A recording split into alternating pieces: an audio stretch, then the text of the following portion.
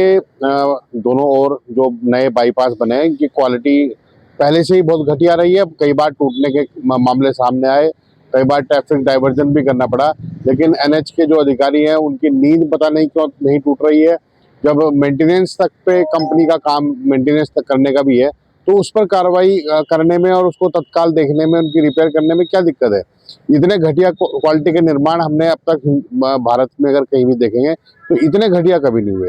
ये पहली बार हुआ है। अगर आप मंगलौर और सालियर के बीच के हाईवे को भी देखेंगे तो गाड़ी अगर 40 की स्पीड पे भी है तो भी इतना जंप ले रही है और वो बड़ा खतरनाक है लोगों के लिए। और वो हाईवे भी बड़ी घटिया क्वालिटी का है, उसके किनारे भी कई बार टूट कर गिर चुके हैं और इनकी जो स्लैब गिरने की संभावनाएं आ रही है। और रुड़की के जो तीसरे हिस्से में जो दो हिस्से ये कवर हो गए बाईपास से, तीसरा जो बाईपास बन रहा है उसकी क्वालिटी कैसी होगी उसका भगवान ही मालिक है, बनने के बाद पता लगेगा।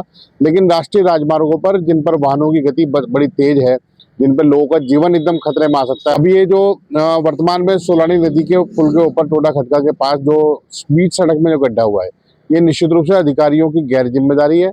इन अधिकारियों पर हत्या और हत्या के प्रयास का मुकदमा दर्ज होना चाहिए, क्योंकि ये लोगों के जीवन से खेल रहे हैं। ये केवल एक सामान्य भ्रष्टाचार नहीं है कि कुछ पैसे आपने खा लिए और आपका भ्रष्टाचार हो गया। लोगों के जीवन पे खतरा है। पता नहीं कौन व्यक्ति कब कहाँ अपनी जान दे दे इन गड्ढों में आकर। मुझे लगता है कि ये जो सरकार है या विभाग है बहुत सारे लोगों की बलि लेकर ही इस भ्रष्टाचार को खत्म करेगा। और इस प्रकार की अनदेखी निश्चित रूप से लोगों के जान और उनकी जो उनका माल है उस पर भी बहुत भारी पड़ने वाली है।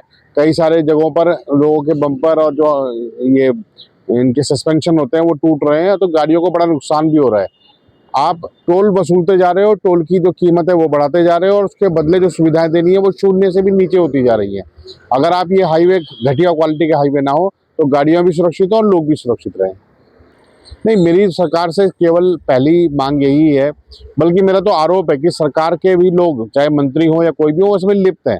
और अगर लिप्त नहीं है तो 2 दिन के अंदर कार्रवाई हो जानी चाहिए। अधिकारियों के खिलाफ अगर कार्रवाई नहीं हो रही है, ये लोग सस्पेंड हो रही है, इनकी रिकवरी नहीं हो रही है, उनके जो कंपनियों ने बनाया है जिनके पास मेंटेनेंस है, यदि उनको ब्लैकलिस्ट नहीं किया गया, इसका मतलब लिप्त है सब लोग भ्रष्टाचार में।